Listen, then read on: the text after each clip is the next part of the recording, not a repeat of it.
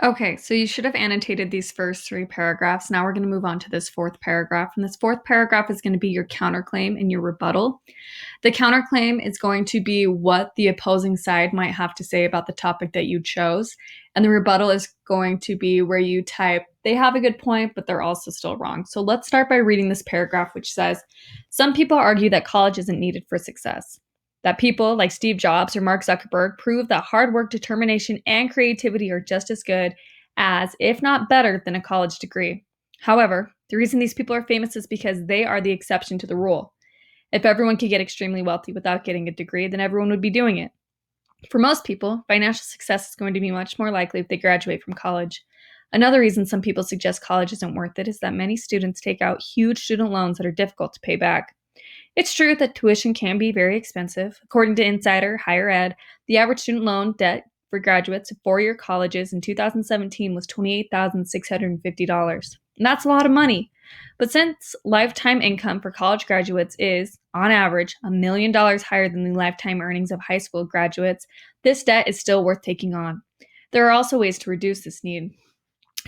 There are also ways to reduce the need for such high student loans, such as attending community colleges or in-state schools that have lower tuition, applying for financial aid and scholarships, and working through college to pay as you go.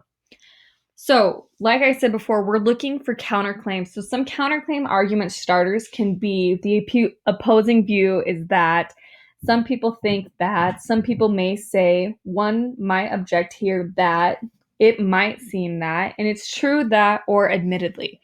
So looking at this first paragraph, we can see right here that this is going to be the counterclaim where it says some people argue that college isn't needed for success. So we're going to highlight this. And now we're going to go and look at the reason. So it says the first reason is that people like Steve Jobs or Mark Zuckerberg prove that hard work, determination, and creativity are just as good, if not better, than a college degree. So we'll highlight that one.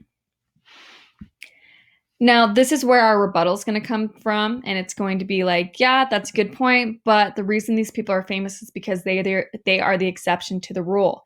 And then we're going to go on and say, if everyone could get extremely wealthy without a degree, then everyone would be doing it. But for most people, financial success is going to be if they graduate from college.